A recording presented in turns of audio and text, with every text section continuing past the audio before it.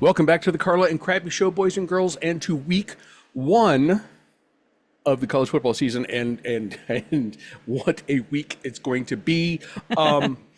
Carla, this is they always do this on Labor Day weekend. We've got games from Thursday until Monday, but this year seems to be kind of different.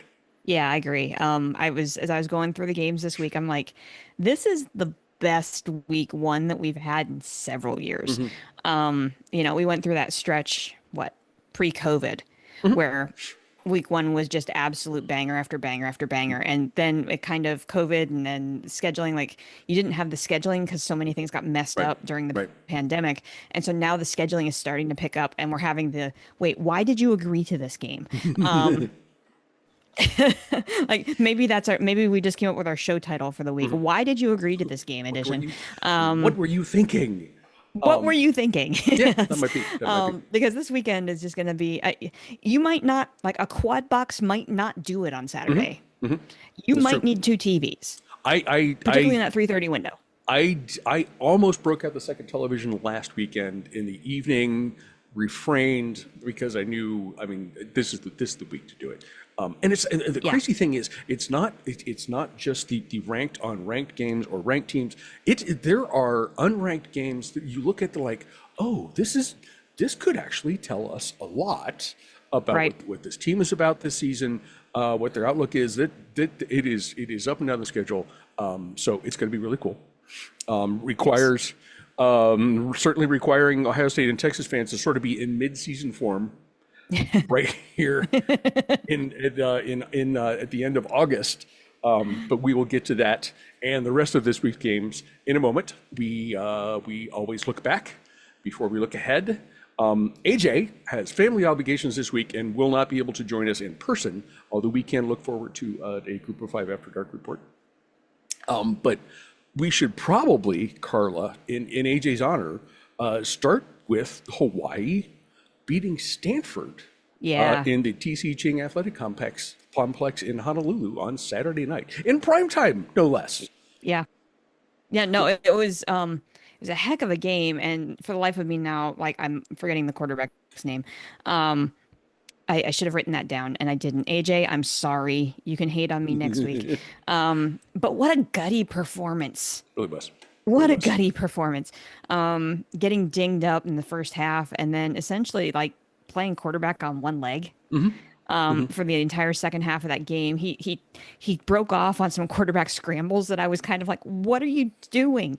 But it just shows the mettle and the passion of that kid, to knowing that he had the national spotlight and like, no, we're going to win this football game. And they did. And the kicker, what a story. Kansei Matsuzawa, I think I'm close. Sure. That sounds right. With an incredible connection to Southeast Ohio, which we were texting about that. Like, how does this kid get to Southeast Ohio? From Japan to Southeast Ohio to Hocking College. Back to Hocking College, which I was surprised about this because I had no idea.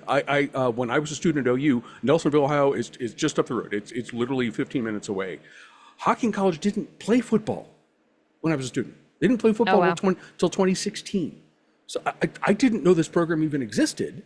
And suddenly there's stuff. I like, did the TV just say Hocking College football? What?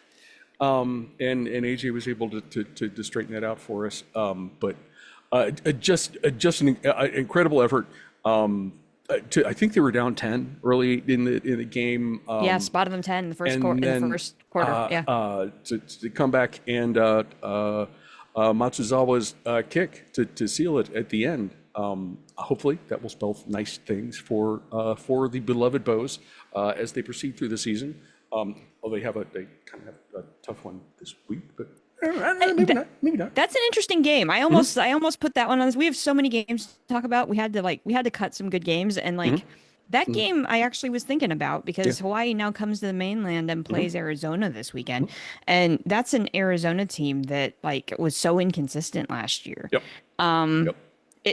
And as we all said, like last Saturday night was Hawaii's first win against a Power 5/Power 4 team in a long time. Yep. Can they pull off 2 in a row? It all depends on the injury. I think like if again, AJ, sorry. I can't do research in real time like you can.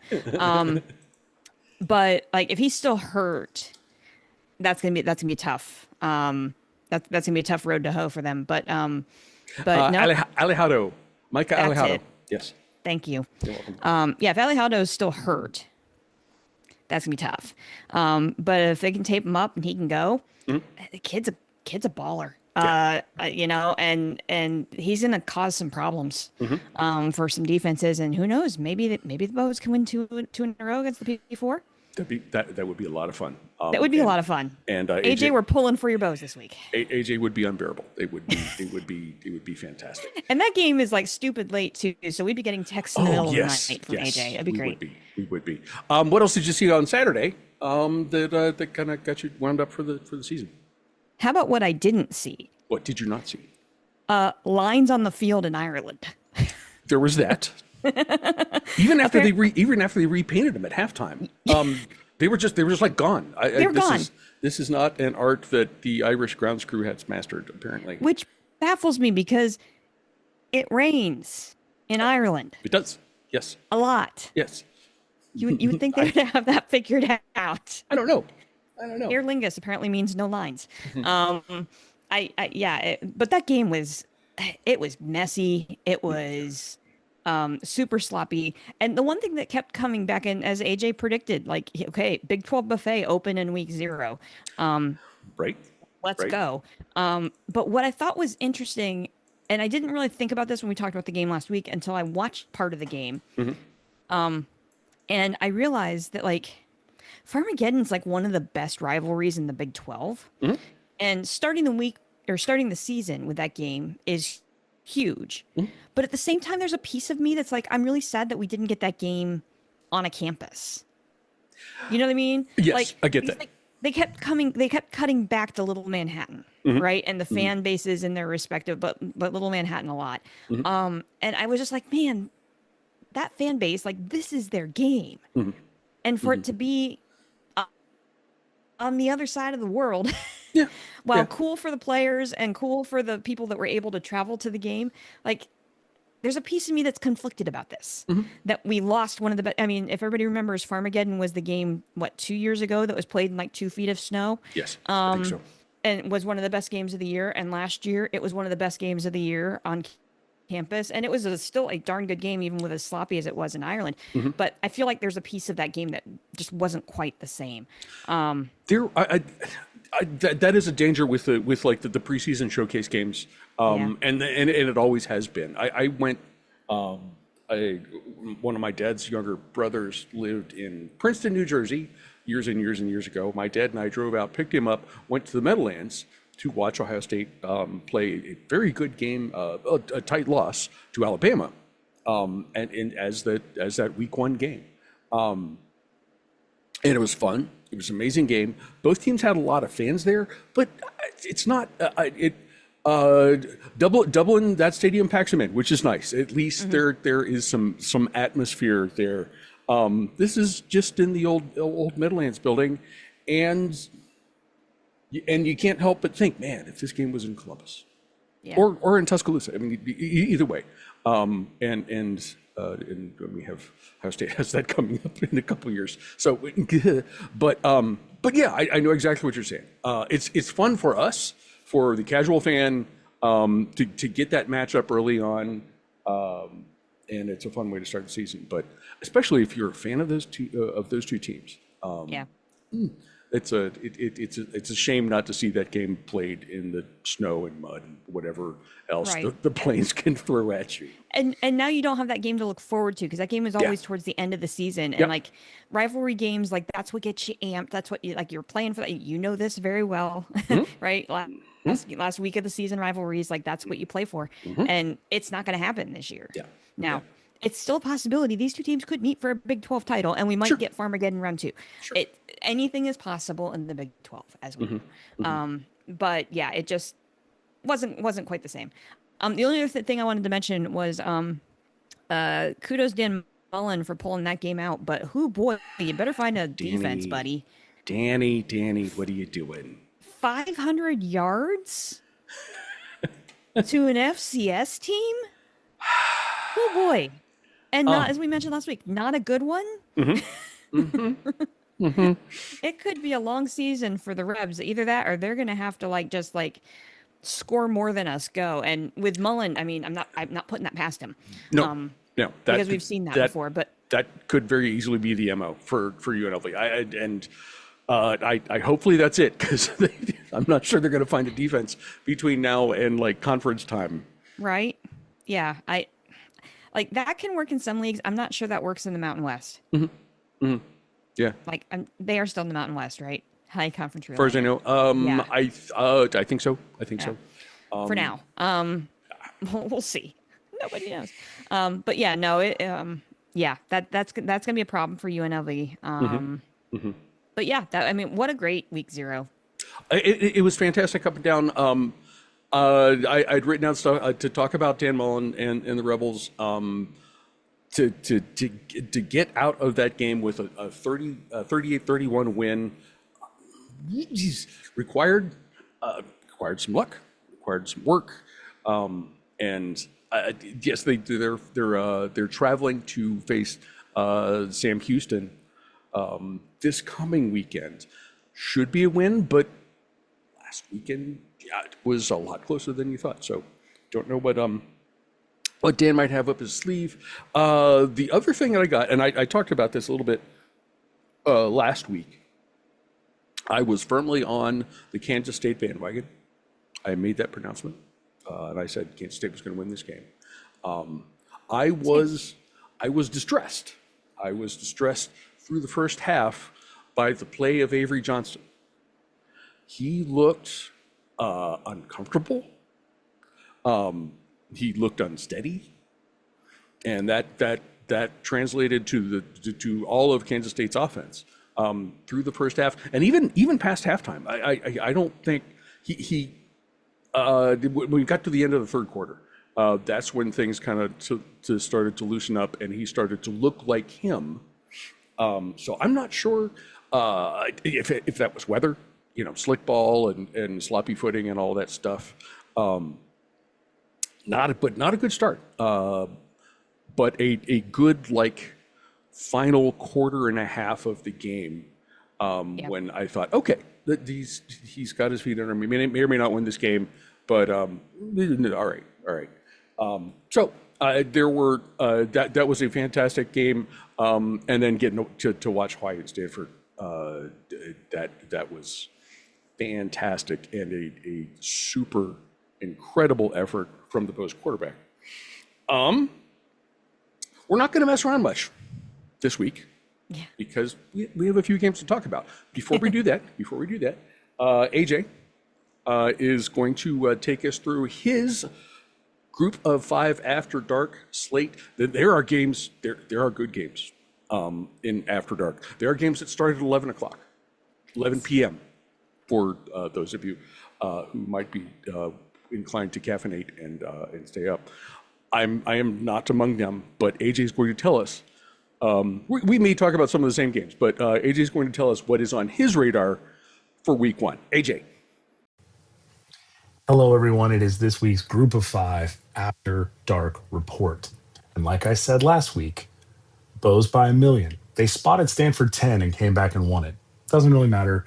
Bows by a million. We're starting on Thursday with, honestly, the biggest Group 5 game of the week. Boise State at South Florida. This is the type of game that I think G5 schools should start scheduling. If you want to prove that you are better than other G5 schools, you kind of got to play each other. Boise State is the class of the G5 that will continue until proven otherwise. And starting the season against the South Florida team that should be pretty good and has put the clamps on Bama at times, should be a really, really great, really, really fun game. I do expect Boise to win here. Moving down, you got Jacksonville State at UCF. UCF, not a big, it's a Big 12 school. It's not a G5 school anymore. But Jacksonville State coming off of losing Rich Rod to West Virginia. This is a new game for them. UCF's favored by 20. I don't understand how you can set lines on any week one game, to be honest. You have no idea what these teams are going to be or what they're going to do. I don't expect Jacksonville to come out with a win, but this will be interesting to see where one of last year's CUSA favorites is really showing up this year. We scroll down. That's on Thursday. Both of those games are on Thursday. The Boise State game is at 5:30 on ESPN. The Jacksonville State game is at 7 p.m. on ESPN Plus. Another one that's interesting is East Carolina at NC State at 7 p.m. on the ACC network. No one in the Carolinas likes playing East Carolina. UNC doesn't like doing it. Duke doesn't like doing it. NC State Super doesn't like doing it because East Carolina is the type of school that will ruin your season. I don't think this is one of those years, but ECU is the type of team that gets up playing the other Carolina teams, just like App State does. This is why Mac Brown somewhat famously said, "Hey, it's not my problem anymore. It's NC State's problem," when their scheduled time with App State had moved on. So I'm interested to see how that game goes because this could be one of those moments where like East Carolina surprises people or holds it really, really close against NC State and NC State squeaks out with one. But that could be super interesting. On Friday, we don't have a ton. I'll be really honest. But the game I want you to pay attention to is at 9:30 p.m. on CBS-SN, the Network of Champions, and that is UNLV at Sam Houston. I know that it was very, very difficult to watch the UNLV game because it was on the Mountain West Network, the MW.com. If you were looking for it, it does exist as an app on Roku, Apple TV, that sort of thing. So that's how I was watching it. UNLV has a very, very fun offense. They also have a very fun defense if you are not a UNLV fan because they could not tackle anyone. They escaped Idaho State. And Idaho State's not even a good FCS team. They're an okay FCS team. They play in the Big Sky, which is a tremendous conference, but they're not like a Montana State. They're not a Dakota. They are Idaho State. And UNLV needed every last minute of that game to win. So if you would like to watch a fireworks factory, it looks like UNLV and new head coach Dan Mullen are going to provide that. UNLV is favored by 10. I don't understand how. That requires them to stop the other team from scoring 10 points. And the over-under in this game, the fun index, is a good 62.5. This should be incredibly fun to watch. Central Michigan goes to San Jose State, 10:30 p.m. on FS1. That could be fun too. San Jose State's favored by 11, and a lot of that has to do with travel. Saturday, though, it's truly week one. We have a full Saturday slate. I'm thrilled. And we start with the game of the week. Northwestern at Tulane. I'm kidding. It's not the game of the week. Tulane is revamping. Willie Fritz is at Houston now. He's been at Houston for a little bit, but John Summerall, who's the new coach at Tulane, is really, really great at making them play a really, really physical game. And I don't know that Northwestern is up for it. It would be way funnier if this game was in Chicago and they were playing in the temporary Lakefront Stadium. But it's not. Northwestern playing Tulane is this is a trap, and Tulane I think is going to get a win over a Big Ten team because they can. Tulane is a better team; they're favored by 4.5, but the fun index is a brutal 46.5. So keep an eye on that one. That's at noon on ESPNU. Also at noon on the ACC network, a game I thought about going to: Duquesne at Pitt. This is the first time Pitt has played Duquesne. For those of you who are not listening in the Pittsburgh area, Duquesne is closer to Heinz Field / Acrisure Stadium than Pitt is. It is basically downtown. They play in the smallest stadium in FCS. It's a 2,000-seat stadium right on campus, which is actually kind of cool. You can watch games from the dorms. But this is the first time that Pitt and Duquesne have played since like 1936. And the last time they played, Duquesne was ranked number one. Like actually real life AP number one. So if you would like to know how long ago that was, almost 100 years ago.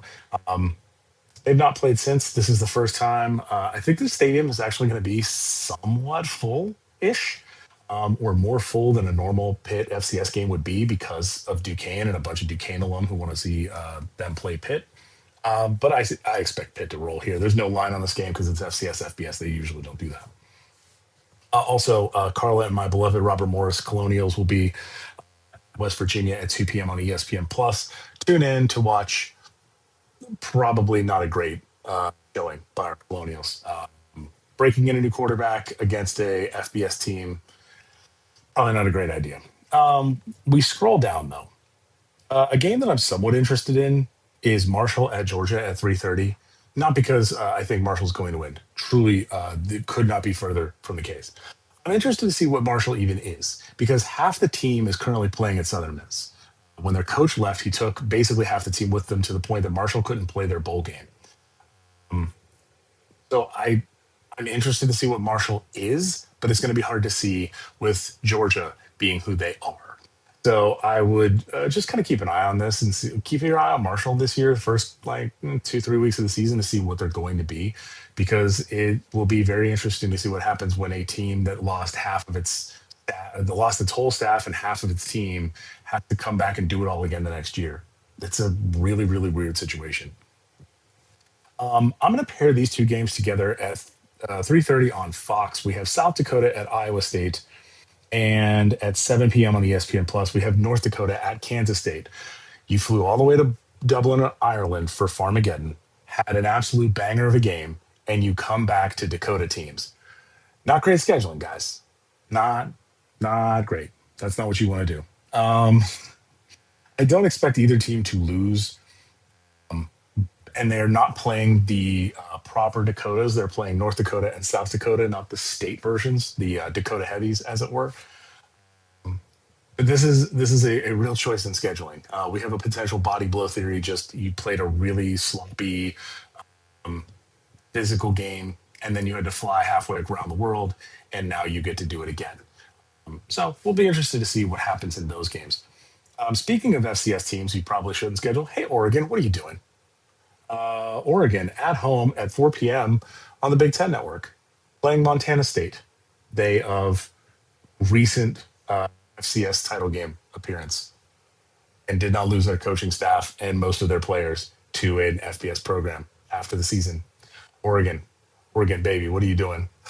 This is not what you want to do. Why would you do this? Put this in week 2. Don't do this in week 1. You have a brand new quarterback, and the other team has a defense that likes to hit people real hard. Don't do this. Vegas has Oregon favored by 29.5. Go ahead and give me 7. I think this is going to be a lot closer. There's going to be a lot of people going, y'all see what's happening on Big Ten Network? Just keep that in mind. We scroll down just a smidge further. Respect you, UTSA, going to College Station to play Texas A&M. Great idea. You're not going to win, but that's a great idea. We got to shout out Nichols. Nichols is a school based in Louisiana. They won their first game in a very long time with a new head coach. They were 14-point underdogs against a team that many thought were going to go to the FCS playoffs this year. I believe it was Incarnate Word. And Nichols won. Surprised the hell out of everybody. So Nichols goes to Troy next week. Maybe they could do it again. Probably won't, but maybe they could do it again. Missouri State, welcome to FBS. Your first game of the season is USC in the Coliseum. Choices were made. 7:30 p.m. Big Ten Network for that one. The most interesting one, we have a really good, I'm just going to run through the entire late slate here. Starting at 9:30, these are all times Eastern here. 9:30 on FS1. We have Georgia Southern at Fresno State. Fresno looked bad, capital B bad, against Kansas. They could not tackle anybody. Jaden Daniels, quarterback at Kansas, looked like he could go to the NFL tomorrow. It was not great for the Bulldogs. And then they get to host Georgia Southern. Georgia Southern is actually favored by 1.5 in Fresno. That's a wild statement. I expect this one to be fun. So keep an eye on FS1. But I'm interested to see if Fresno can bounce back and maybe have a better game against more equal competition. At 10 p.m. on ESPN Plus, we have Northern Arizona at Arizona State. Arizona State kicks off their potential playoff repeat appearance. As someone currently wearing a Northern Arizona shirt, swing those axes. I want to see Arizona State do well, but I would also love a team to make the playoff, but also have lost to an in-state FCS team. I just want these sorts of things to happen, right? I want it to basically say like no game, no loss is like worse than any other, especially if you lost your in-state an in-state team that is typically up for taking swings at their big brothers. We have Idaho at Washington State. I need you all to understand this. This is at 10 p.m. on the CW, the actual official network of college football. I need you to understand this. Idaho and Washington State are a grand total of 8 miles apart. Moscow, Idaho, where the QB Dome is, where the University of Idaho plays, and Pullman, Washington are 8 miles apart. In case you're wondering, wherever you're like, oh, hey, where the hell is Pullman? Heck, excuse me. And you're wondering, like, how close, like, where is that? It is basically the Idaho border. At one point, there was a bet on this game between the two teams where, like, the losers had to walk home. If the away team lost, they basically had to walk home. But because it's 8 miles, it's not like crazy to walk that distance. This also is the point where I say that the distance between these two schools is closer than UCLA is to the Rose Bowl, where they play their home games. Just want to point that out. UCLA to the Rose Bowl is 24 miles. So you can go to back and forth round trip to each school and still have 8 miles left over. This game should be pretty fun. Idaho has actually gotten frisky in the FCS. They are a perennial playoff contender. And Washington State, though, brings in a lot of players that Idaho has seen before.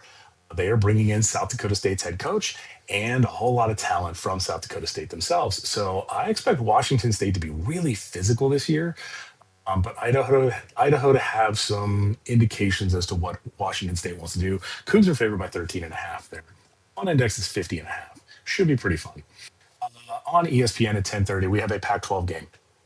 We have Cal at Oregon State. I refuse to believe that Cal is in the ACC. Cal is a Pac-12 school, and they're playing a Pac-12 school in Oregon State. This is a Pac-12 after dark game. It's in Corvallis. Oregon State's favored by 2.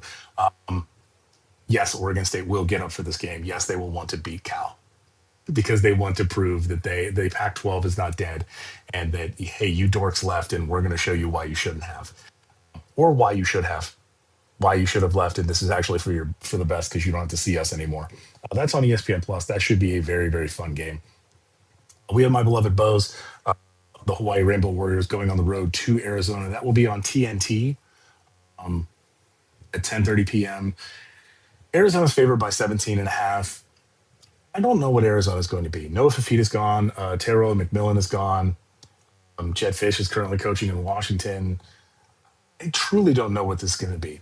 Brett Brennan is a very good football coach, so I expect him to pull some things out, but I really want to see Hawaii make a bowl game at a minimum. I would love for them to start the season with a win over an ACC team and a win over a Big 12 team, and just like put their names on the map. Micah Alejado, like I said last week, is that dude.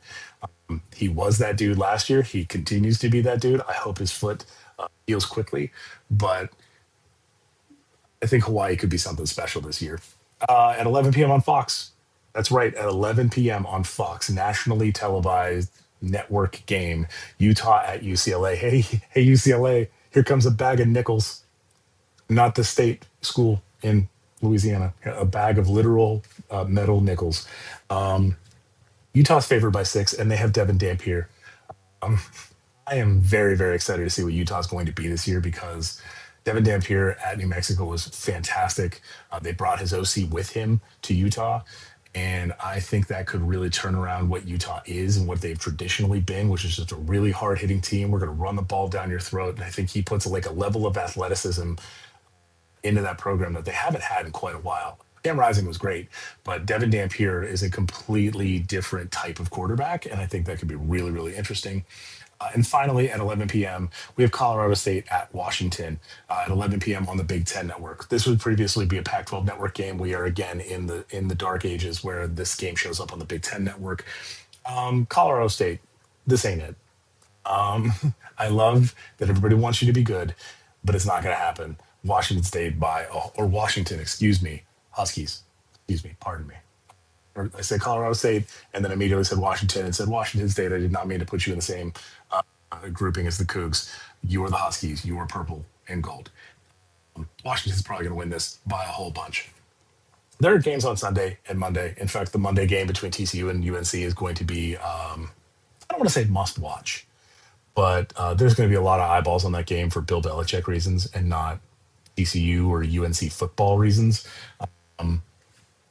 It should be an auspicious start. A reminder that TCU was the game that kicked off Dion's career at Colorado. So they have a history now of apparently when some big name coach comes to a school that hasn't had a big name coach like that they are the first game and chaos can happen. So that's been your group of 5 after dark report. It's week 1. We are back.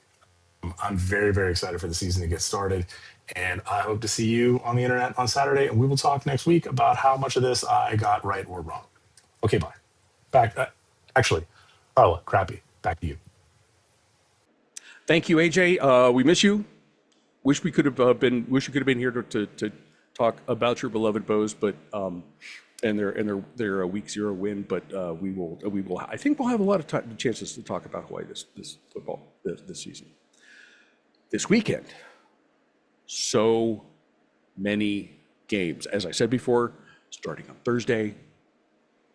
There's no Sunday football yet, so there's college football on Sunday. There's college football Monday night. It's like a mini bowl game weekend to get things started, and the whole point is to sit in front of the television. Don't move. Order pizza, or get cheeseburgers. Get cheeseburgers. But Carla, we've got so much stuff. We're gonna try to do this in like speed round. Is that yeah, we work? haven't done a traditional lightning round show in quite some time. And so we're going to give that a go this week because as the rundown kept getting longer and longer, I was like, this is not going to fit. It was hard. It was really hard. So many good games.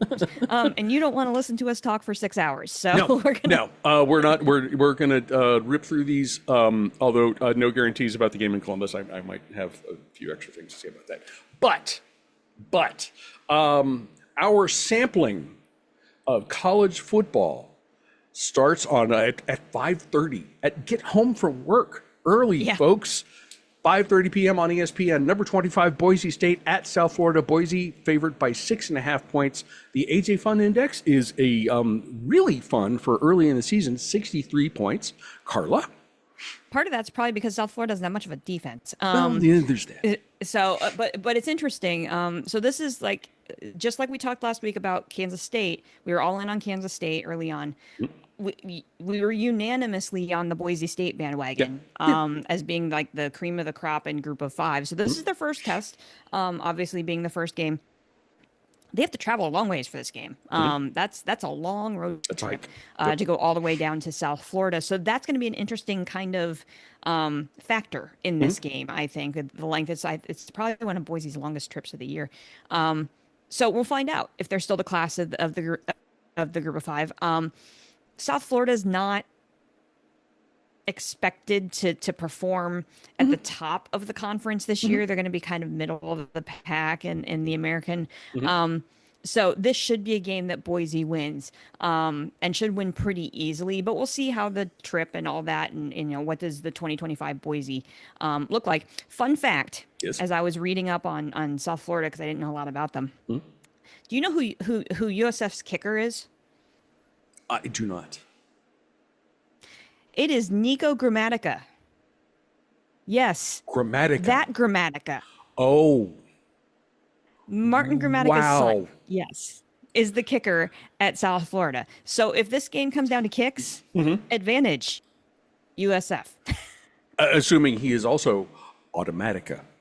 Yes, but I had no idea that he was the kicker at South Florida. So I thought that's something that I will keep an eye on now. Nice find. I was not aware. But Boise wins this one. Okay. Boise not in full rebuild mode, but when you have to replace Ashton Genty, you are filling a huge hole in your offense. I would expect South Florida. They were a middle of the road pack in the American last year to play do what they can to play a tough game at home on their season opener. As Carla said, though, the Broncos look to be the class of the G5 teams. I wouldn't think they're going to have a whole lot of trouble with the Bulls in Tampa. Next, I debated whether or not to put this game on the schedule because it's sort of a vanity thing for me, but I think it's interesting. I think it's an interesting matchup. 6 p.m. on the Big Ten Network. Ohio University goes to Rutgers. Rutgers is favored by 13.5 points. The AJ Fun Index is a positively Midwestern 49.5. Carla, what do you think? That's a Mac line if I ever heard it. Yes. Well, this and you're right. When you put this in the slate, I was like, yeah, that kind of tracks. Because we know Rutgers is not the cream of the crop of the Big Ten, and that's probably an understatement at this point. Ohio won the MAC last year. Now they're in a bit of a rebuild. However, Parker Navarro is back. And so the thing that we don't know is whether or not Navarro has a line to protect him. If he has a line to protect him, this game could get interesting. Because Rutgers, I mean, from a talent level, we talk about this a lot on the show. From a talent level, this is a game that Rutgers should win. But if Navarro can get cooking, and we saw that out of him last year, when Navarro gets cooking, that Ohio team is tough to stop. Yep. So I think Rutgers wins this, but OU covers. One of the reasons I picked this game is that this, for a long time, this is the kind of game that the Mid-American Conference team, I don't want to say routinely won, but frequently enough that it's a thing. It's a thing. The formula is a solid talent and especially experience, because these guys aren't leaving early for the NFL draft. They are on their Mid-American Conference team, and they've played together for a long time. And if they walk into a Big Ten stadium and the Big Ten team isn't taking them seriously, that the Big Ten team's gonna have a problem. Ask Penn State about that. Yeah. Although that's OU's win over Penn State, I think, had more to do with it being 2012 and the penalties than anything else. But Penn State's had some really close calls against MAC teams. I remember that Michigan lost to Toledo because, of course, I do. And just last season, Northern Illinois, who is not going to be a Mid-American Conference team for much longer, went into Notre Dame and upset the Irish. So I've read stuff recently that you've got that this era it might be over or ending, and it makes sense. The thing about experienced players staying, it's no longer a factor, right? Or it's less of a factor, because those guys, if they demonstrate a certain level of talent, they're going to be available to bigger schools, better programs. So I just read this think piece, is the era of MAC football upsets over? Might be. Northern Illinois would argue no. Yeah. But there's still a lot of experience. OU's had a fantastic defense for the last 2 or 3 years. And Parker Navarro, difficult guy to defend because he runs really well. Yeah. He can not the prettiest passer you'll ever see, but he's effective, absolutely. And I think that this is still a thing, particularly if Rutgers is not ready to go. Bobcats go to Piscataway and leave with a win, going into the week where they face West Virginia in Athens, which is something. There's some foreshadowing for next week. Next up on Thursday, 9 p.m. on ESPN, Nebraska at Cincinnati. Huskers are favored by 7 in Cincinnati. The AJ Fun Index is a 54.5. Carla, what do you think? So this game's actually on a neutral site. This game is being played at Arrowhead. I didn't know that. Okay, in thank you. Kansas City. Why? It's good question. That's why what I put on my schedule. That's where Kansas State and Iowa State should have played if they're going to play at a neutral site. Exactly. What the hell is that? I don't know. I guess it was like a meet in the middle. Okay. Kind of thing. Like, like my family does that at Thanksgiving. Like we meet in the middle. All right. This is kind of meet in the middle. I don't know, because there's no tie to either of these teams to Kansas City, but okay. Corn. Sure. Corn. corn. More corn in Missouri? I guess. I don't know. Okay. Hashtag corn. So welcome back to primetime, Dana Holgerson, Yes, absolutely. who is on the coaching staff at Nebraska. Also, this is your friendly reminder if you haven't been keeping up over the last couple of years. Cincinnati's in the Big 12 now. Yes. Okay? Just remember that. Well, okay. So this is Kansas City, Big 12 country. Maybe that's the tie. I don't know. So this is a Power 5 matchup, right? And Cincinnati's had a bunch of turnover. They lost a bunch of guys to the portal. They portaled in a bunch of guys. We really don't know much of anything at all about the Bearcats this year. What we do know is that Matt Rule is starting to feel some pressure in Lincoln already. And this is a game that I think, talent-wise, Nebraska has the better team here on paper. And I feel like this is a game that, like, remember we started this last year where Nebraska went, before they hired Matt Rule, Nebraska lost a bunch of one-score games. And then Matt Rule, in like his first game of the season, went out and lost a one-score game. And we went, oh no, Nebraska, not again. Here it is. This feels like an oh no, Nebraska, not again situation for Matt Rule. He's got to win this game. He's got to win this game, or he's going to immediately find himself on the hot seat again, and actually probably legitimately on the hot seat this year, because he's been there long enough that like cutting him loose is not out of the question at this point. So this is a must win for the Huskers. I think that's going to motivate them to win this game, but this is going to be one of those, like, I don't know. Okay, sure. It's Thursday night at 9:00. What the heck? I'm turning this game on. Absolutely. I kind of, I will ask you this. Is Nebraska the most interesting team at this point of the season in the Big Ten?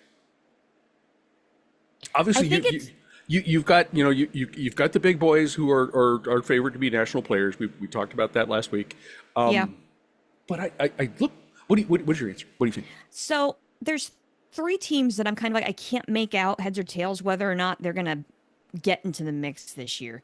And I know last week I said that I put Michigan in my playoff. Yeah. I'm not convinced yet. Like, I need to see Michigan this year. So they are intriguing for that reason. Absolutely, Nebraska is intriguing. I also think Wisconsin is intriguing, because is Luke Fickell ever going to get this thing going? Yes. Yeah. Right. I think those two coaches were hired in the same year. Rule and Fickell hired in the same year at their respective teams, and we said at the time they were both excellent fits, and I still believe that. Yeah, I do too. But neither of them have really kind of manifested anything at both of those schools. And so it kind of feels like this is kind of a put up or shut up year for both of them. Like, you got to go make some waves somewhere to really kind of like solidify your job. So I think all three of those schools are really fascinating this year, but Nebraska is right up there. That's a good point. I might actually argue that Luke Fickell is under more pressure than Matt Rule. Probably. This season. Yeah. Because Wisconsin has had success more recently. There's still that taste in the Badger fandom, where Nebraska. God, just give me 10 wins. Just please, can we do something like that? And I think, and that's why this game is interesting. Dylan Raiola definitely showed us talent last year. Showed his inexperience as well. Lot of bad mistakes. But with a year under his belt, you have to think that much of that stuff will have been eliminated. And then I love this stat. And as I was listening to the BTN's their training camp visits and coverage and stuff, they made this point several times. Matt Rule's track record at his college programs. In his third season at a new stop, he gets it done. He did it at Temple. He did it at Baylor. Didn't really do it with Carolina Panthers, but the NFL's a different beast. Right. It's his third season. Yeah. At Nebraska. Will he do it there as well? That is the thing that we're going to find out this season. But I think he will get out to a good start in the friendly confines of Kansas City. I think Nebraska will beat Cornhuskers on Thursday evening. Maybe it's because the Kansas City Chiefs are red, and these are two red teams. I don't know. I did not pay any attention at all to where that game was being played, and now I wish I had, because I wonder, is this like another preseason classic? The Kansas City Corn Bowl? What? I don't. But Thursday night, I don't know. We have no idea. If We do anything not. has held We do not. true in 14 years of the show, we have no idea. We take you to Friday, where at 8 p.m. on ESPN, another very interesting team, Georgia Tech, plays at, as far as I know, another sort of interesting team in the Colorado Buffaloes. Tech is favored by 5 on the road. The AJ Fund Index is the 52.5. Who's more interesting, Nebraska or Georgia Tech? Ooh, that's a good question. I'm going to say Georgia Tech at a national level because of their style of play and the fact that, as AJ mentioned last week, this team has the potential to be right in the mix in the ACC, depending on how things kind of play out. And with these two teams, I literally have in my notes here, if I'm going to borrow AJ's line from last week, this game feels like it's going to be a fireworks factory one way or another. It just has right? It's just that explosive nature. Georgia Tech's offense, we saw it in full display at the end of last season in that Georgia game. Yes. Yes. It's solid, and most of those guys are coming back. That's why AJ put him in his playoff seedings. Colorado has, again, for another year, pretty much turned over its entire roster. Now that's worked for them in the past. The difference this year is that there's no Shedeur or Travis Hunter. Right. So is that going to work this time? I think I trust Tech in this game. I think Georgia Tech goes on the road and picks up a win here, and I think I think a game like this, because there's so much national attention on Colorado because of all the drama around the program. I think if Tech goes on the road and wins this game, because this game's on national television, it's an ESPN kick. That this might be a game that puts Georgia Tech on people's radars. Now, the people who cover the sport, I've heard a lot of podcasts this week that have said that Georgia Tech is one of those teams that you got to keep an eye on, that could play spoiler, that could be this year's Indiana or SMU, right? AJ put them in his bracket last week. I think this is the game that could potentially make everybody go, oh, what's going on in Atlanta? Georgia Tech wins in Boulder. Okay. The way Georgia Tech started the season last year in Dublin, upsetting the Florida State, upsetting Florida State, I'm making air quotes, turned out not much of an upset. And I think that sort of diminished at least the attention towards the Ramblin' Wreck until that Georgia game. And then, after 57 overtimes, everyone was like, oh, wow, okay, maybe that's maybe there's something going on here, and that's why Georgia Tech is interesting to me. If Clemson should stumble, this is a team that could win the ACC. It could be, at least could be in the mix. So I think their Haynes King is back at quarterback. They play physical ball. Certainly aren't afraid of anybody. They weren't afraid of Florida State. Weren't afraid of Georgia. This is going to be a good team, I think. And as far as the Buffaloes go, let's find out if Coach Prime is actually a prime coach. He's going to need to do that this year with the talent that he has to replace. I do think Tech wins this one. Presumably not in Kansas City, but in Boulder. Quick note, I just looked up Georgia Tech's schedule. How's this for a setup? So they're on the road at Colorado, right? Then they play Gardner Webb Cupcake. Yeah. Then they've got Clemson. So this is a game. Where's Clemson? Where is that game? Where's that game? Did they do something dumb like put that in the Mercedes Dome? Bobby Dodd Stadium. Okay, good. Like it.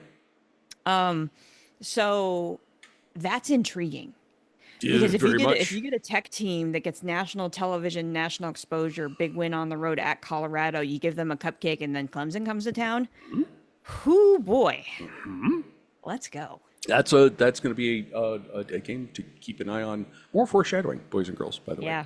way. We take you to Saturday. The biggest nude. Whew. And people in Columbus and presumably also in Austin are just furious that this is a noon game, but TV contracts, this is the bed we have made for ourselves. The Yep. big games are going to be noon games, and that's just how it goes. It's how it goes. Number 1, Texas, at number 3, Ohio State. The Buckeyes are favored by 1.5 points. AJ Fun Index, 47.5. Carla, what do you think? Well, I kind of foreshadowed this game last week in our You did? show, so I'm not going to go super in depth because I know you've got a lot to say about this game. So Maybe a little. just a little bit. The big question here, I mean, it's there are unknowns on both sides of the ball, right? Particularly at quarterback for both of these teams, and I know that feels like a funny thing to say, but like, let's be real, Arch hasn't started. Like, I mean, he's seen action, but he has not started. We do not know what Texas's offensive line looks like, and that is a really big question when you have a superstar quarterback. What we do know is that Ohio State has probably the best receiving core in the country still at this point. A quarterback that comes in with good reviews, that everyone seems to like, who's going to, step into that role. We know Ohio State's defense had picked up at the end of last season, really solidified that team. There are more knowns on the Ohio State side of the ball than the Texas side of the ball at this exact moment in time. Yep. And as I mentioned last week, if this game was in Austin, I would really rethink this. It's not. It's in the shoe at noon, week 1, defending a national title, playing the team that they beat to get to the national title. That all spells a really good football game, but an Ohio State win to me. Now, that's not to say, as we've talked before, 2 really highly ranked teams, it's not really going to impact either team a ton. In the grand scheme of things nationally. Exactly. Because you lost to another really good team, right? The only way this really impacts is if one of these 2 teams falls off. And I don't think that's going to be the case for either of these teams. I think both these teams are going to be in the mix at the end of the season. But I think right now, I trust Ohio State more than I trust Texas. Okay. Because the game is in Columbus. Okay.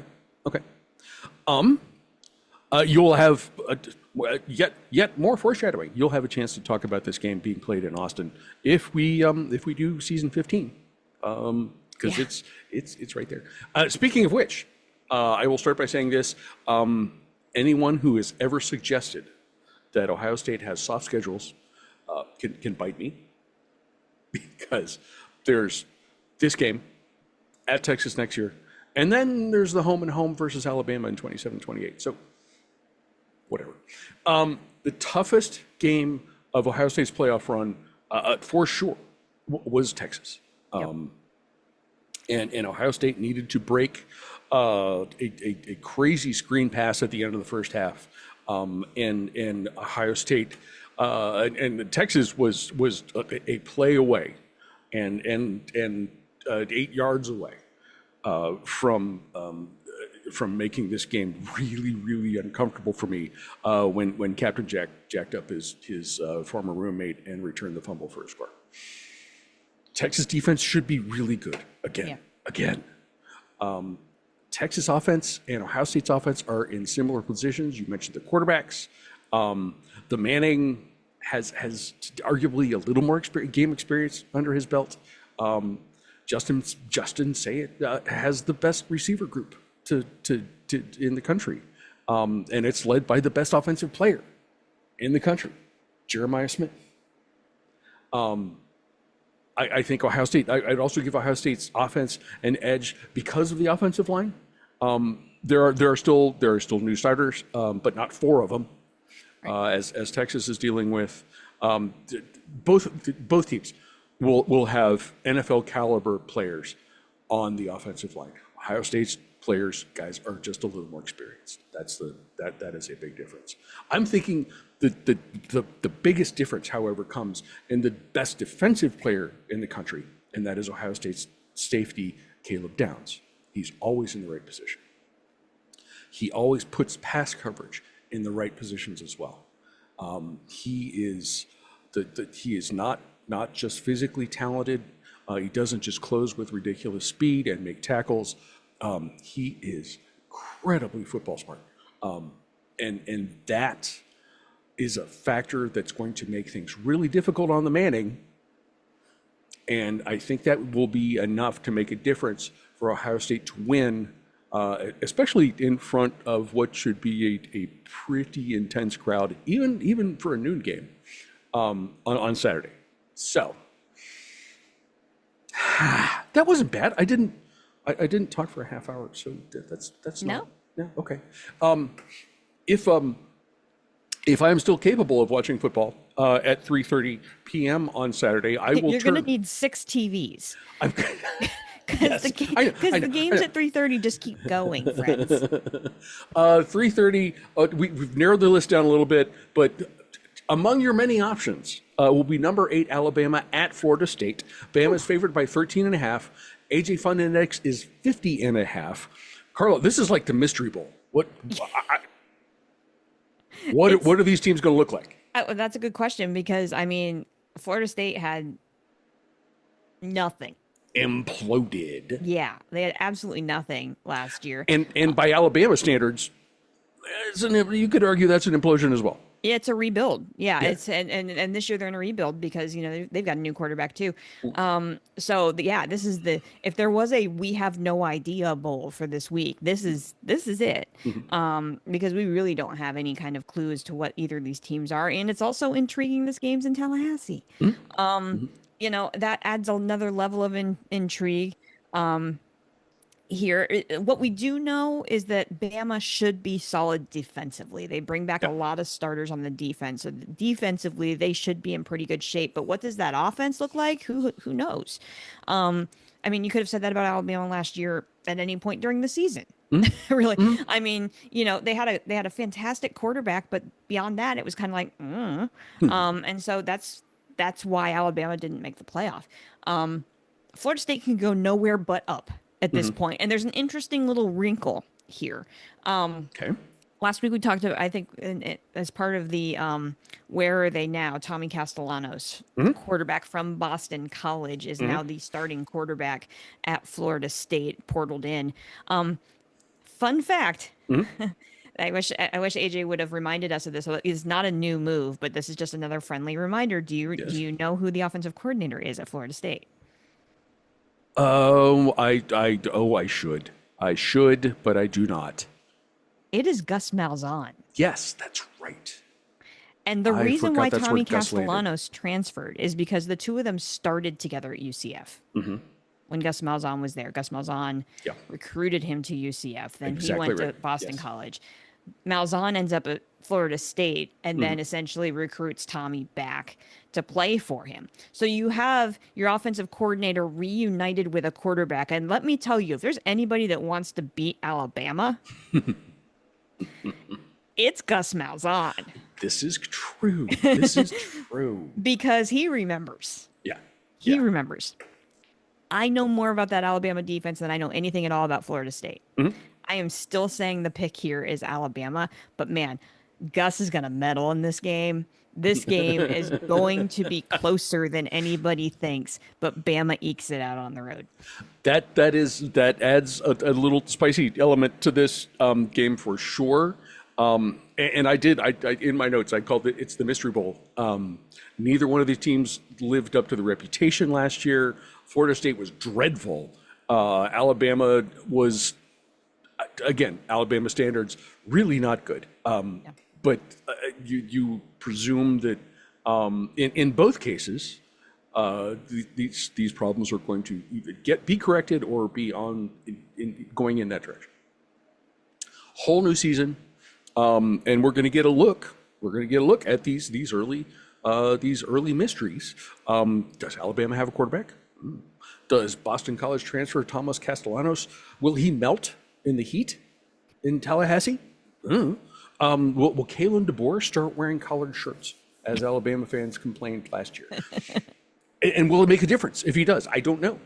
Tune in Saturday to find out, boys and girls. Also, Alabama wins this on the road.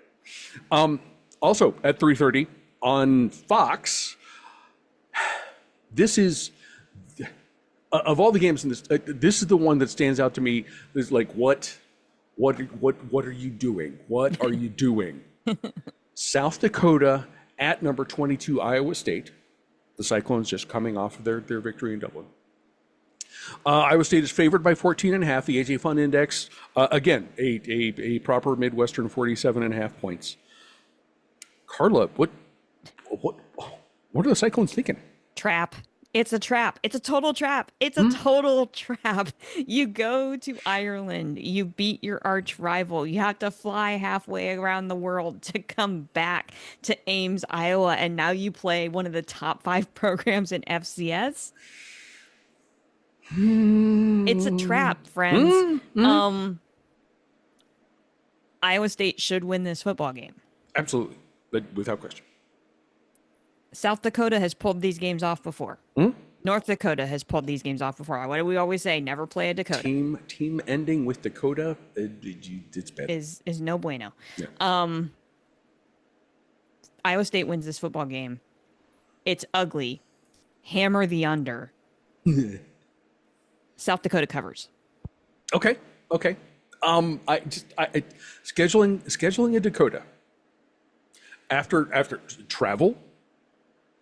After a big win, national televised, you're kicking off the 2025 college football season. This is absolutely a trap. And AJ has hammered this into our brains. Do not schedule teams from the Dakotas. I think you would say the thing about Montana as well, but there are dozens and dozens of FCS teams. If you want a nice cushy rebound game after your trip to Ireland, there are dozens of teams you could pay to come play. Don't want to do it, Dakota. This is a game that a Big Ten fan would love. Yeah. I would urge you to keep this on one of your screens on Saturday. Iowa State's going to win it.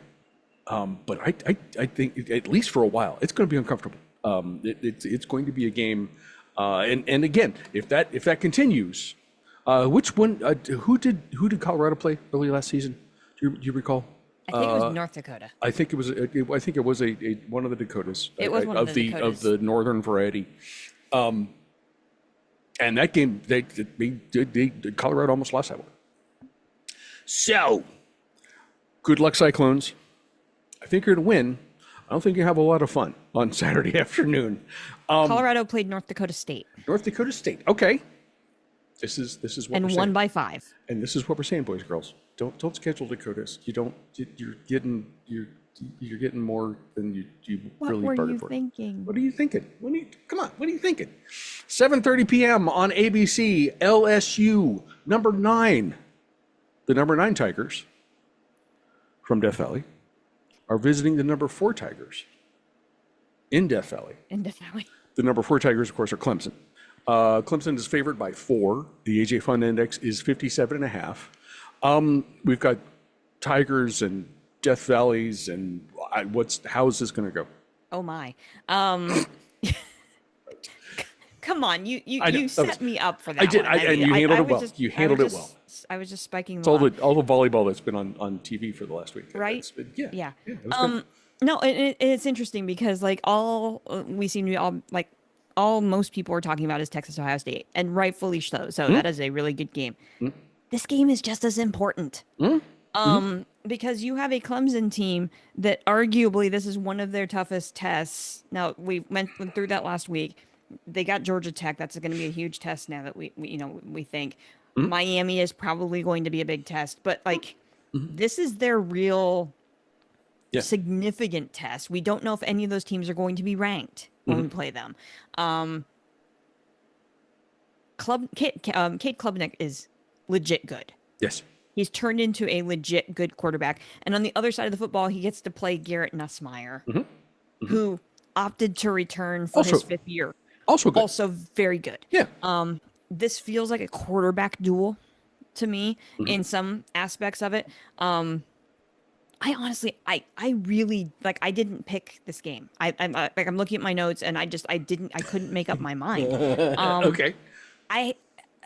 I hate to say this because never trust Dabo. It's almost like never trust a Manning. You never trust Dabo. Right. But also, there's the Brian Kelly factor here that I just can't shake. Right? There's that. Absolutely. I think Clemson is in the better position to play and medal at the national level this year than LSU is, and they're playing at home. It's the orange Death Valley, not the purple Death Valley. Right. I think that's the a huge purple factor will be Brian Kelly's face at the end of the game. Yes. My gut says Clemson wins this game. That being said, this is the type of game that every once in a while LSU likes to screw around and win. True. So it wouldn't stun me if LSU wins this game, but my gut says Clemson wins. So I'm going to stick with my gut and say Klubnik and Clemson. Say that 4 times fast. No, I can't. No. Sorry. Just don't. The Orange Tigers beat the Purple Tigers. What I would really like to see from this game, a home and home this year, starting it between Clemson and LSU, with the winner in aggregate points, or unless one team wins both games, and then obvious. That team is the only one of the two that is allowed to use the term Death Valley ever again. Let's have some stakes for this. What we will see, 2 very, very good quarterbacks running very, very good offenses. And I think the difference is Clemson has Dabo finds these guys who play on the defensive line, and they are enormous and they are fast.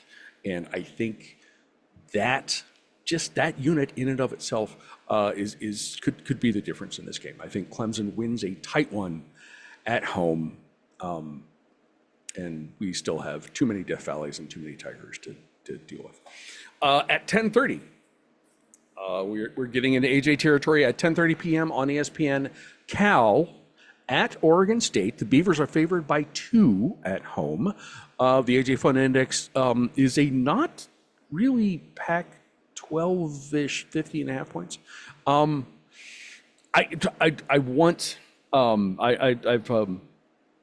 I've talked about the former Ohio State quarterback Brown, who's playing at Cal, rooting for him. This is a tough introduction to that situation now. Yeah, it is.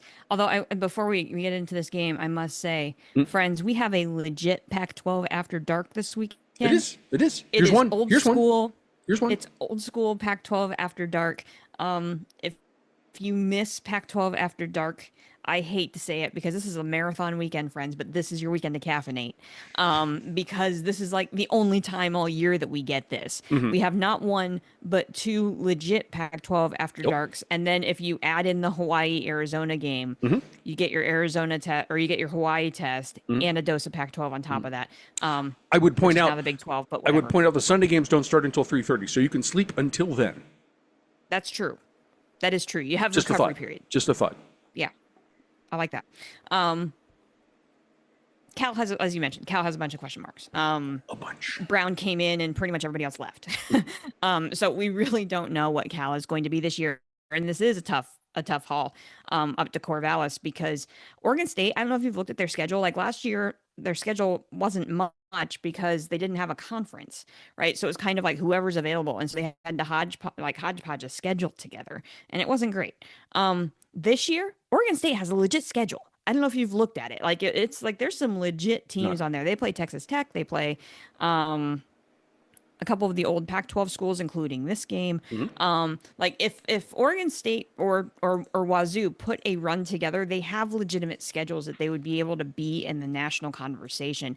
I don't think either of them are going to be national players. I do think that Oregon State wins this game at home. because the game is in Corvallis. And let's be real, there's still a chip on the Wazoo and Oregon State shoulders. Oh, absolutely. After this whole Pac-12 thing. And they want nothing more than to go beat one of their old conference rivals. So this is an Oregon State win. I just feel like they've got more known pieces, even though both teams had to portal in quarterbacks. There's lots of question marks on both sides. I just feel a little better about Oregon State than I do about Cal right now. So go Beavs. Okay. Again, old school Pac-12 after dark. This is the kind of thing. AJ started with the Carla and Crappy Show as the Pac-12 after dark correspondent. And because we were too old to stay up. Yeah, exactly.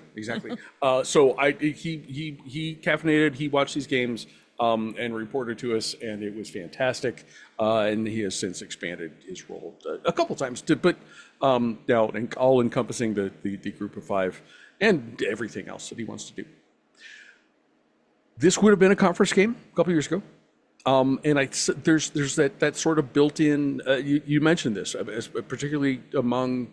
I would think, particularly among the Beavers, this was a conference game.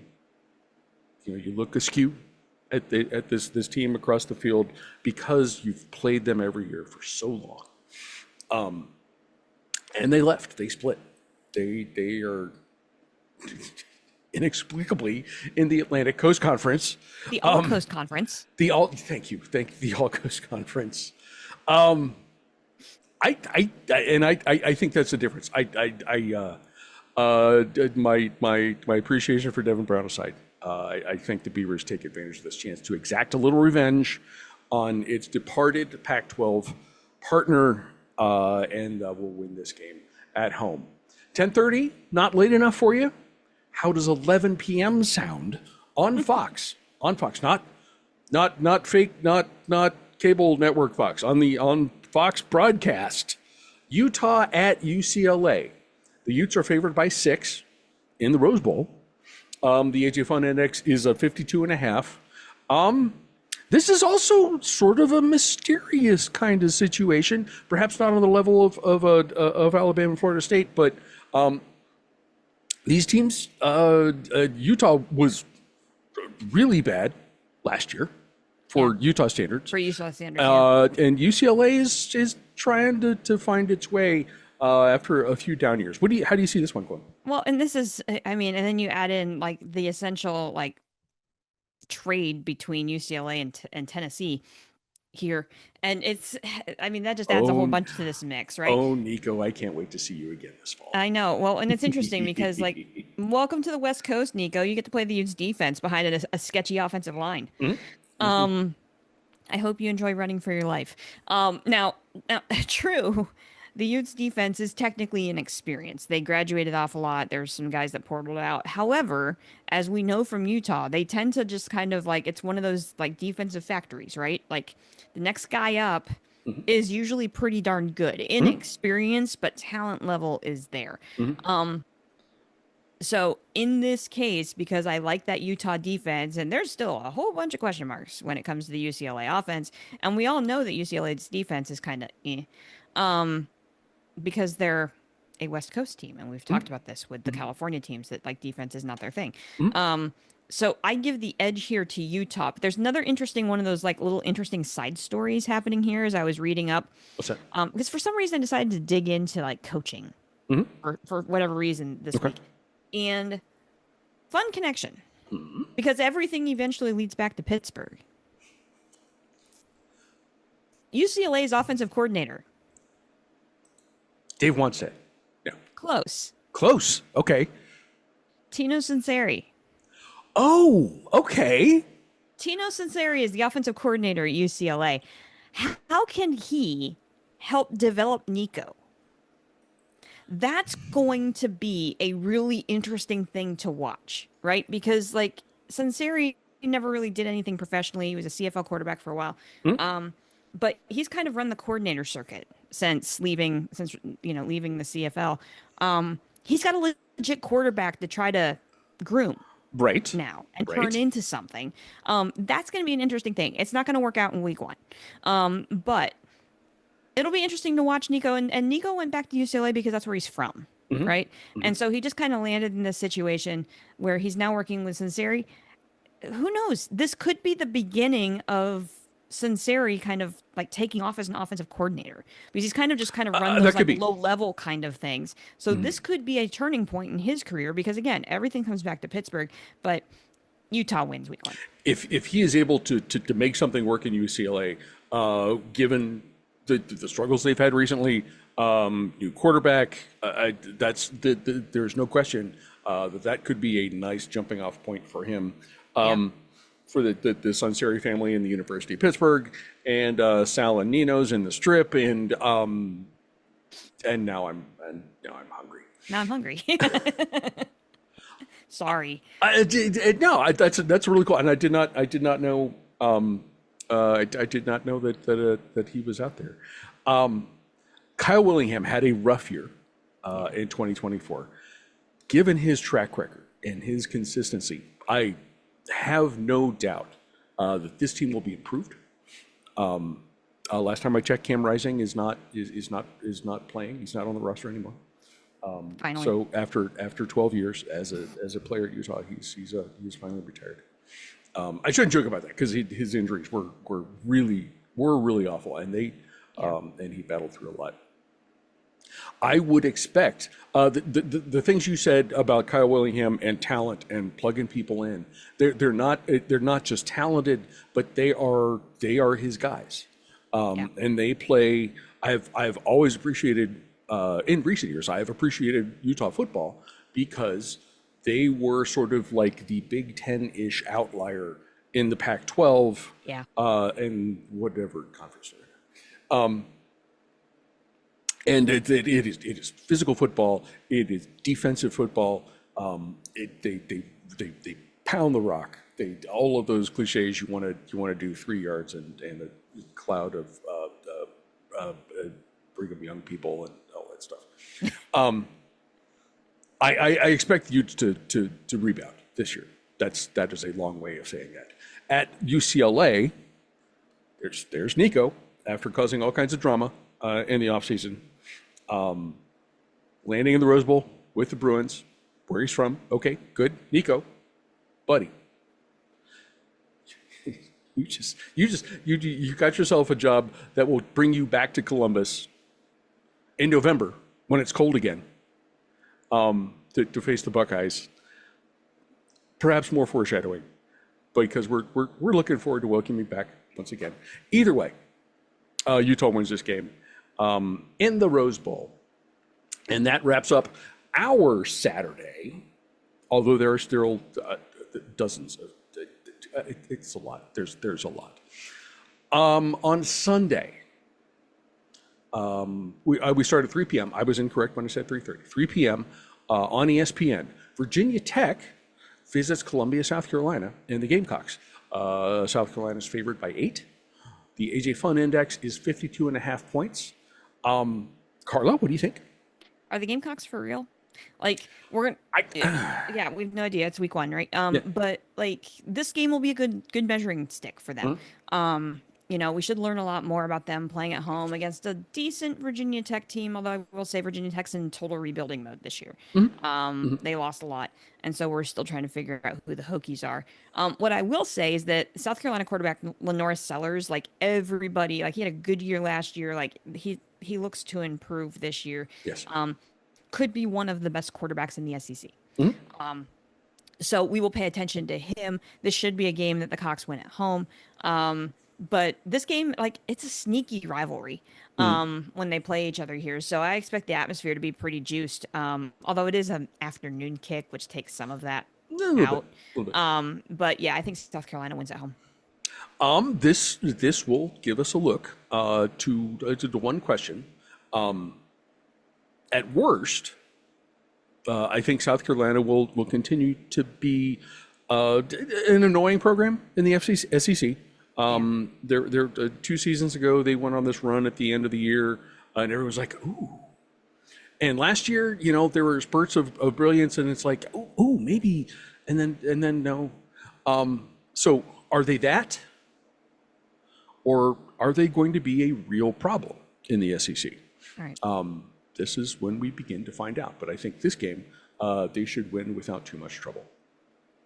And then at 7:30 p.m.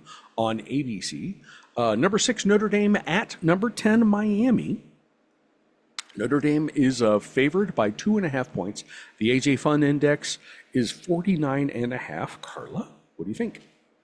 So we've got 2 new quarterbacks, right? New quarterbacks from both of these teams, but with a very definite, obvious difference in experience here. Yes. So the U brings in Carson Beck, formerly of Georgia, paid him a bunch of money to get there. Notre Dame's going to go with a redshirt freshman quarterback, CJ Carr. But look, like, you can't count Notre Dame out just because of the lack of experience at quarterback, because they still have Jeremiah Love, who is the best running back in the country right now. I think so. Yeah, I agree. And last year, Miami couldn't stop anybody on defense. And so that in and of itself is a factor here.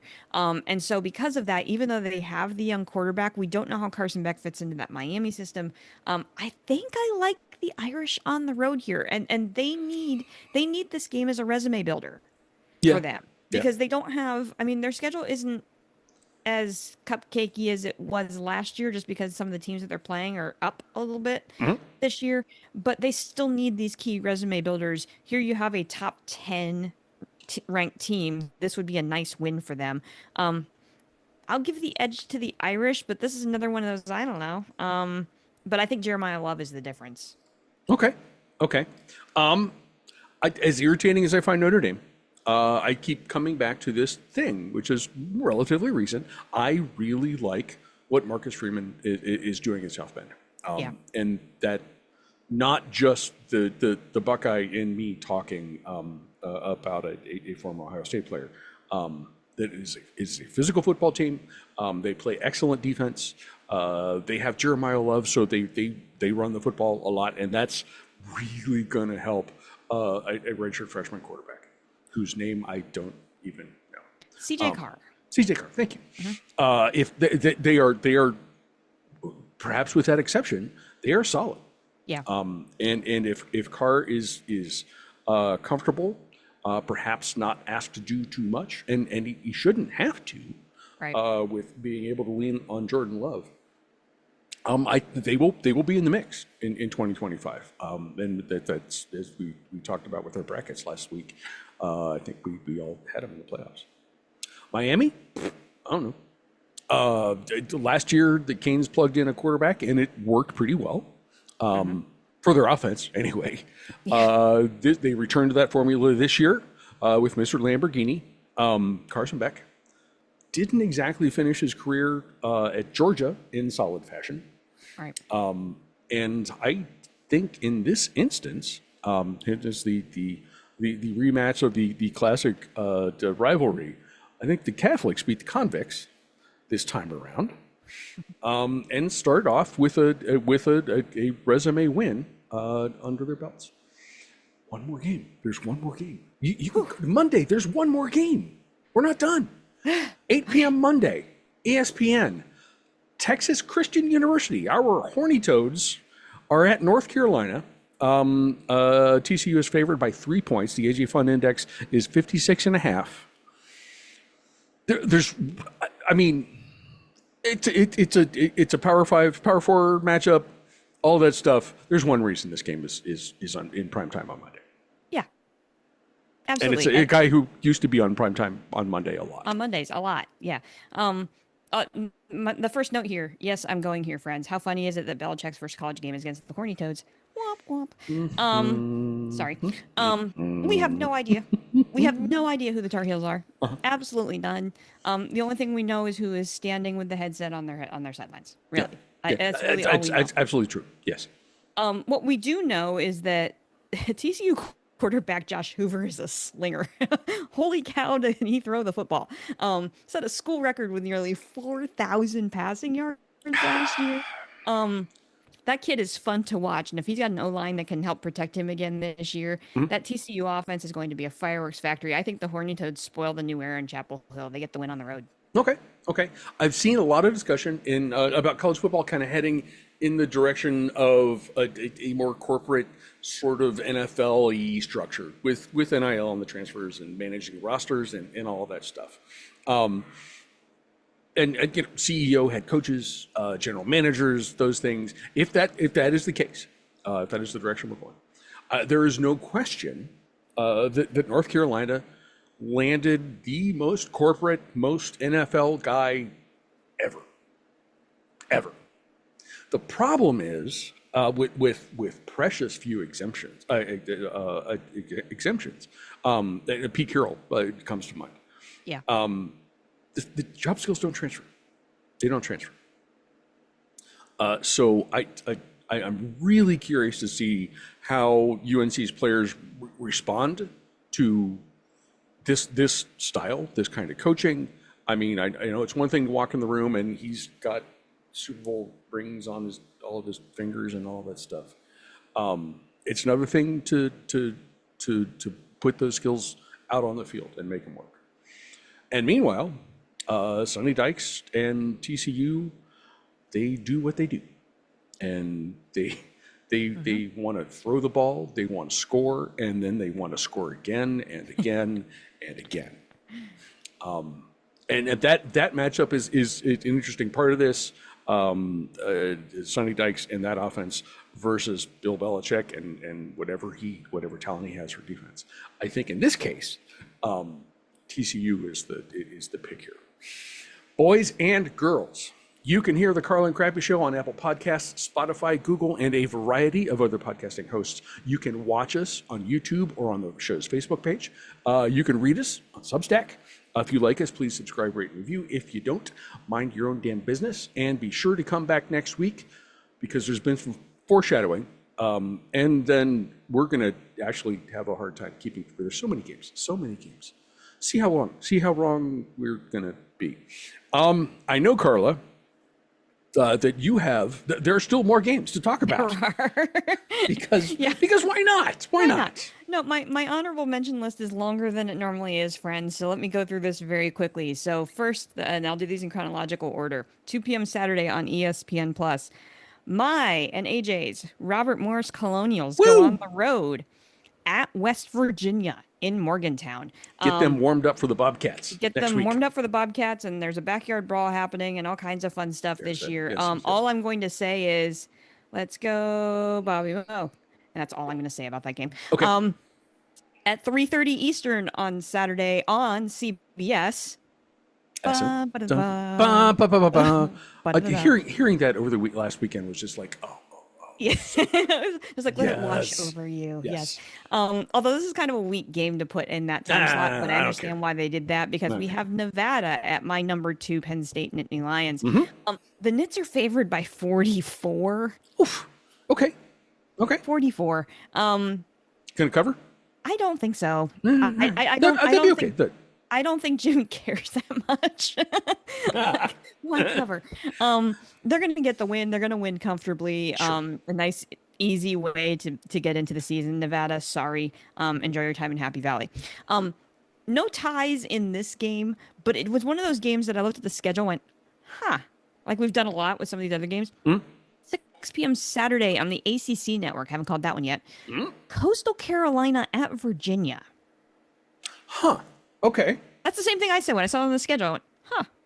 I went, the Beach Chickens have a lot of questions this year. But Virginia's at the bottom of the pack in the ACC. Is this, like you talked about with Ohio and Rutgers, right? Like it's the same situation. Is this one that Coastal can go steal in Charlottesville? I don't know. Virginia should probably win. They played last year and Virginia won this game. But keep your eye on that one. That could be fun. If things, that's like a fifth screen kind of thing, just to keep your eye on. I need to go buy another TV for this weekend, I think. I know we need like 6 TVs. And I take your South Dakota State at Iowa State and raise you a North Dakota at Kansas State. So both of the Dublin teams screwed up here. Yes. Like completely, because they're both playing Dakotas at home. 7 p.m. Eastern Saturday. That game's on ESPN Plus. This has trap game written all over it. What do we do if we have an 0-2 K-State? I may have to renounce my bandwagon ship. Right? I mean, I've been on the K-State bandwagon for You literally. have. You've been doing this for a while. Yeah, no, I've been on the K-State bandwagon since I used to produce one of their team sites. Mm-hmm. And yeah, Powercats, you got to win this game, but what were you thinking? Okay, enough of that. And finally, 7 p.m. Saturday, ESPN Plus, Jake Rose on the call, Austin P Okay. at MTSU. It is I'm gonna say let's go Pete because you have to. Because you have to. Yeah, but that's not really what I'm thinking. No. It's a whiteout game in Floyd. It's the first called whiteout that they've done in a long time. The whiteout shirts are phenomenal. I will add a link, or I'll add a picture in the Substack when I am putting those together. If you all remember this summer, the saga of Ed the Zebra that got loose, literally it's Ed the Zebra on the whiteout shirts. Phil Floyd, which like Ed the Zebra has nothing to do with the whiteout, but what the heck, I love you, Middle. And yes, I have a shirt coming, so I will wear that shirt. Maybe next week on the show, we'll see. But I'll be wearing it on Saturday. But yeah, that game should be fun. That should be a Middle win. But we're going to see who Middle is this year. They obviously didn't have a great season last year. This is Derek Mason's second year. Derek Mason still everywhere, can verify. Okay. He spoke at Convocation on Saturday. I mean, come on. The man is everywhere, although he wasn't at the fall faculty meeting. I did not see him at the fall faculty meeting. Last year I saw him at the fall faculty meeting. Right. But keep your eye on that game. Jake Rose, we love you. Be looking forward to hearing you on the call on Saturday night. Absolutely. Yeah, you're gonna need 17 screens on Saturday. That's just welcome back, college football. Okay. And I may be I may be making like a switch in streaming providers. Right before the game starts. AJ pointed this out. I was already ranting about this online, but there's one of those contract disputes between the Fox family of networks, which includes the Big Ten Network, boys and girls, as well as the big nude game that we sort of mentioned is kind of important. And if this is not resolved, this is with YouTube TV specifically. If you use YouTube TV, as I do, there's going to be a problem. Yeah. If this is not resolved by like 5:30, with the kick at OU Rutgers being at 6, if this is not resolved at 5:30, I'm going to be looking for another streaming provider. So there's that. Fix it, guys. Come on, this is dumb. Fix it. There are a couple other games, assuming I have television service. There are a couple other games that I will be watching just to kind of keep an eye on. Number one, on Friday, Western Illinois at number 12 Illinois. Not going to be a great game. Not reason I'm watching. My fear is that we are back to the days when Bert's teams were the most annoying thing in the Big Ten. They were sometimes really, really good. Yeah. Won titles, good bowl games, blah, blah, blah, blah, blah. But they're always just a pain in the butt. Darn you, Bert. I am concerned that Illinois is there already. So I want to get a look at what, and they're ranked number 12. So I mean, something good's going on there. We're gonna take a look at that. Nice Power 4 matchup also on Friday. Auburn at Baylor. Yeah, I saw that game. Or as we're going to call it, the start of the 2025 Hugh Freeze buyout watch. I hope AJ appreciates that. And my real final thought is this. Lee Corso will end his broadcasting career, his ESPN career, when he retires, shortly after putting on the Brutus Buckeye head in Columbus on Saturday. Game day will never be the same. Yeah. You can't. Coach has been involved with football for years and years and years. He played at Florida State, famously played with Burt Reynolds, coached several different stops, Navy. I know him from him coaching in Indiana for several years. You can't say that he was a guy. he was a football purist, but he always understood that this should be fun as well. I reference a famous thing when Indiana was playing in Columbus, jumped out to an early lead, and he had a photographer take a picture of him with the scoreboard in the background, showing that IU had a lead at Ohio State. When that just, these are the days when that did not happen. So he brought that, and he brought that spirit to ESPN. Super smart about football, knows what he's talking about. But the things that the shtick was always such a big part of what he did on television, and he understood he understood why he was there. If you haven't had a chance to watch the little retrospective, 1 hour retrospective that ESPN put together about Coach Corso, you should. I imagine it will be replayed a lot this week. We're taping this on Monday. Reese Davis said he will always remember Coach Corso's mantra, which was, it's entertainment, sweetheart, and football is the vehicle. His understanding of that was perfect. I think it's similar to what Dick Vitale did. I think of them as two guys who understood their roles and sort of became the voice of the sports that they were talking about. Yeah. And those two, Corso, we're talking about, we're a college football show. Corso was college football, and he's the last one of those guys to do that. They made it fun. There are people who supposedly are there in the same role. Pat McAfee on ESPN, or the tavern furniture guy who apparently is going to be on Fox. I cringe when I think about that difference. I will suffer through the one of them who has nothing to do with tavern furniture, because I like that show. But Corso was one of a kind, and he was the sport.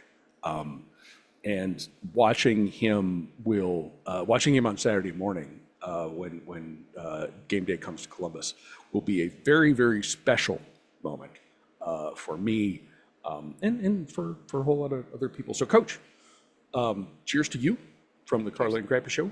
Mm-hmm. Boys and girls, I have to drink that. Cheers to you for being here with us, for watching, for listening, for doing all the things. AJ, cheers to you, my friend. I hope you're enjoying yourself with your family. I'm sure you are. And Carla, thank you. Cheers to you as well. Yes.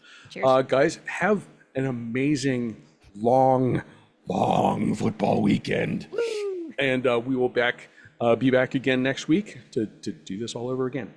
Have a great week, everyone. Cheers.